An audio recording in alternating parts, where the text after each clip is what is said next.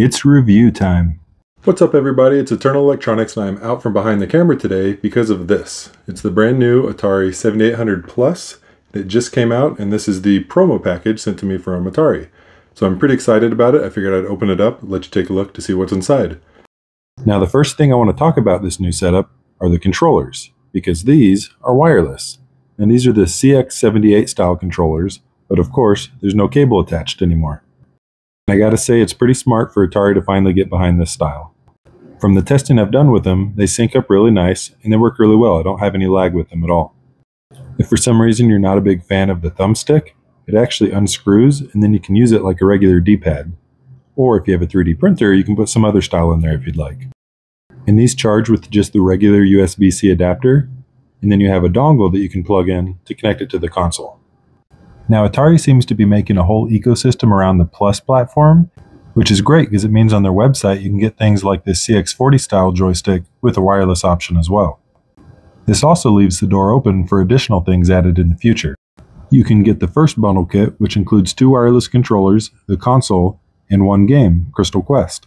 The other option is to get extra controllers in the bundle, so you can get the CX40 wired edition and the paddles as well. And of course the CX40 wireless will use a dongle also. Alright, now let's take a look at this console. Now obviously it's designed to look like the Atari 7800 series. You got your power and pause button, select and reset right up front.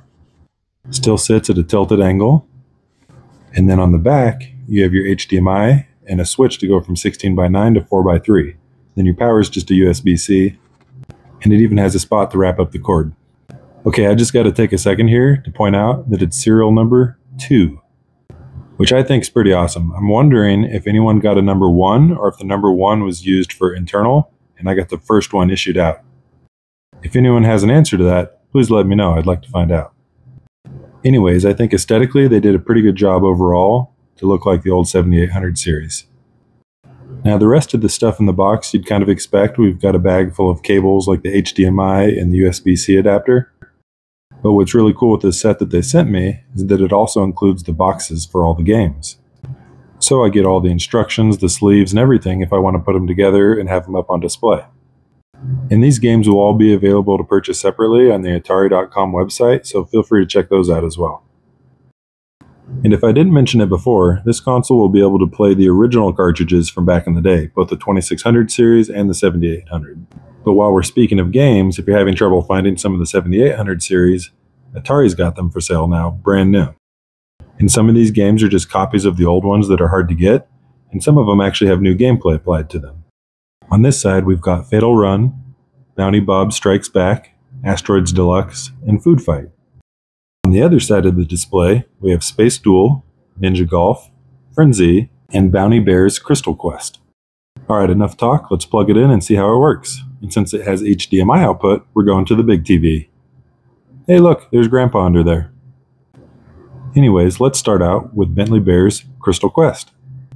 Little pre-gameplay warning, I didn't familiarize myself with this game first, so my playing's a little trash. But the gameplay and display look great. Another benefit is that you can hook this up so that you can stream directly off the TV since you have an HDMI output. And like I said before, the controls don't really seem to have any lag with the new wireless controller setup. And I honestly gotta say, I think this is a pretty good buy. With the price of vintage games going for $1 to $5, and it being harder to find CRT TVs to play on, this is a really good option. And just to show you that it does work with old games, I plugged in my original copy of Yars, and it works great. I'll do some more gameplay in the future with this, but in the meantime, like, subscribe, and follow for more.